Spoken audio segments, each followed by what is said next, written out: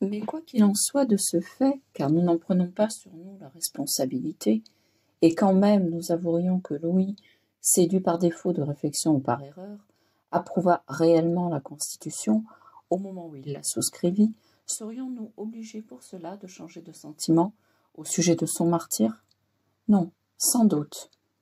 Si nous avions un pareil dessein, nous en serions détournés par sa rétractation subséquente, aussi certaine que solennelle, et par sa mort même, qui fut votée, comme nous l'avons démontré ci-dessus, en haine de la religion catholique, de sorte qu'il paraît difficile que l'on puisse rien contester de la gloire de son martyre. Appuyé sur cette raison, celle du pape Benoît XIV, et voyant que la rétractation de Louis XVI, écrite de sa propre main et constatée encore par l'effusion d'un sang si pur, est certaine et incontestable, nous ne croyons pas nous éloigner du principe de Benoît XIV, non pas, il est vrai, en prononçant dans ce moment un décret pareil à celui que nous venons de citer, mais en persistant dans l'opinion que nous nous sommes formés du martyre de ce prince, nonobstant toute approbation qu'il avait donnée à la constitution civile du clergé, quelle qu'elle eût été. Ah France! Ah France! Toi que nos prédécesseurs appelaient le miroir de la chrétienté et l'inébranlable appui de la foi, toi qui par ton zèle pour la croyance chrétienne et par ta piété filiale envers le siège apostolique, ne marche pas à la suite des autres nations, mais les précède toutes, que tu nous es contraire aujourd'hui. De quel esprit d'hostilité tu parais animé contre la véritable religion? Combien la fureur que tu lui témoignes surpasse déjà les excès de tous ceux qui se sont montrés jusqu'à présent ses persécuteurs les plus implacables.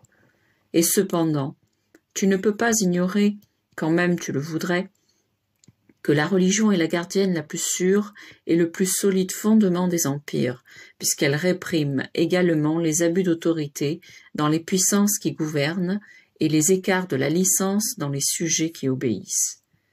Et c'est pour cela que les factieux adversaires des prérogatives royales cherchent à les anéantir et s'efforcent d'amener d'abord le renoncement à la foi catholique. Ah, encore une fois, France, tu demandais même auparavant un roi catholique. Tu disais que les lois fondamentales du royaume ne permettent point de reconnaître un roi qui ne fût pas catholique, et c'est précisément parce qu'il était catholique que tu viens de l'assassiner. Ta rage contre ce monarque s'est montrée telle que son supplice même n'a pu ni l'assouvir ni l'apaiser. Tu as voulu encore la signaler après sa mort sur ses tristes dépouilles, car tu as ordonné que son cadavre fût transporté et inhumé sans aucun appareil d'une honorable sépulture. Au jour de triomphe pour Louis XVI, à qui Dieu a donné et la patience dans la tribulation et la gloire au milieu de son supplice. Nous avons la confiance qu'il a heureusement échangé une couronne royale toujours fragile et des lys qui se seraient flétris bientôt contre cet autre diadème impérissable que les anges ont tissé de lys immortel. Saint Bernard nous apprend dans ses lettres au pape Eugène, son disciple, ce qu'exige de nous dans ces circonstances notre ministère apostolique, lorsqu'il exhorte à multiplier ses soins afin que les incrédules se convertissent à la foi, que ceux qui sont convertis ne s'égarent plus et que ceux qui sont égarés rentrent dans le droit chemin. Nous avons nous aussi pour modèle la conduite de Clément VI, notre prédécesseur, qui ne cessa de poursuivre la punition de l'assassinat d'André, roi de Sicile, en infligeant les peines les plus fortes à ses meurtriers et à leurs complices, comme on peut le voir dans ses lettres apostoliques. Mais que pouvons-nous tenter, que pouvons-nous attendre quand il s'agit d'un peuple qui non seulement n'a eu aucun égard pour nos monitions, mais qui s'est encore permis, envers nous, les offenses, les usurpations, les outrages et les calomnies les plus révoltants, et qui est enfin parvenu à cet excès d'audace et de délire de composer sous notre nom des lettres supposées et parfaitement assorties à toutes les nouvelles erreurs. Laissons-le donc s'endurcir dans sa dépravation, puisqu'elle a pour lui tant d'attraits, et espérons que le sang innocent de Louis crie en quelque sorte et intercède pour que la France reconnaisse et déteste son obstination à accumuler sur elle tant de crimes, et qu'elle se souvienne des châtiments effroyables qu'un Dieu juste, vengeur des forfaits, a souvent infligés à des peuples qui avaient commis des attentats beaucoup moins énormes. Telles sont les réflexions que nous avons jugées les plus propres à vous offrir quelques consolations dans un si horrible désastre. C'est pourquoi, pour achever ce qu'il nous reste à dire, nous vous invitons au service solennel que nous célébrerons avec vous pour le repos de l'âme du roi Louis XVI, quoique les prières funèbres puissent paraître superflues quand il s'agit d'un chrétien qu'on croit avoir mérité la palme du martyre, puisque saint Augustin dit que l'Église ne prie pas pour les martyrs, mais qu'elle se recommande plutôt à leurs prières. Joseph de Maistre écrit sur le régicide de Louis XVI cette page terrible et véritablement prophétique.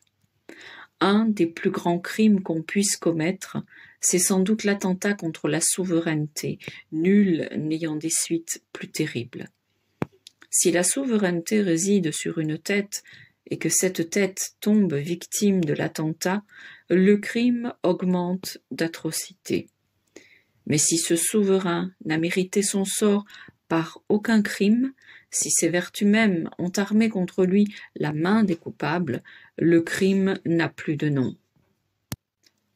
À ces traits, on reconnaît la mort de Louis XVI. Mais ce qu'il est important de remarquer, c'est que jamais un plus grand crime n'eut plus de complices. Il faut encore faire une observation importante, c'est que tout attentat commis contre la souveraineté au nom de la nation est toujours plus ou moins un crime national. Or, tous les crimes nationaux contre la souveraineté sont punis sans délai et d'une manière terrible. C'est une loi qui n'a jamais souffert d'exception. Chaque goutte de sang de Louis XVI en coûtera des torrents à la France. 4 millions de Français peut-être payeront de leur tête le grand crime national d'une insurrection anti-religieuse et antisociale, couronnée par un régicide. Et comment pourrait-il en être autrement, puisque depuis lors la France est un corps sans tête. Or un corps qui n'a pas sa tête, si bien organisé que vous le supposiez, n'est qu'un cadavre. C'est pourquoi depuis cette date fatale du 21 janvier 1793, pas un de nos échecs nationaux qui n'ait scellé quelque ruine, sinon définitive, tout au moins fort durable, puisque le dommage en a subsisté jusqu'à nous. Et pas un succès, pas une gloire, pas une conquête, pas un bonheur national qui n'ait eu les lendemains les plus douloureux. La suite de nos rois représente la plus admirable continuité d'un accroissement historique, et l'assassinat de l'un d'eux donne le signal des mouvements inverses qui, malgré la multitude des compensations provisoires, prennent dans leur ensemble la forme d'une régression. Pour le progrès social comme pour les mœurs, pour l'ordre politique comme pour l'étendue territoriale ou le nombre des habitants par rapport à celui des autres États d'Europe, la France est tombée au-dessous de ce qu'elle était en 1793. Premier fait. Second fait, avec des ressources admirables et d'incomparables moyens, la France tente à persévérer dans la chute en raison même des principes qui la déterminèrent il y a 116 ans, aujourd'hui plus de 200, à son régicide.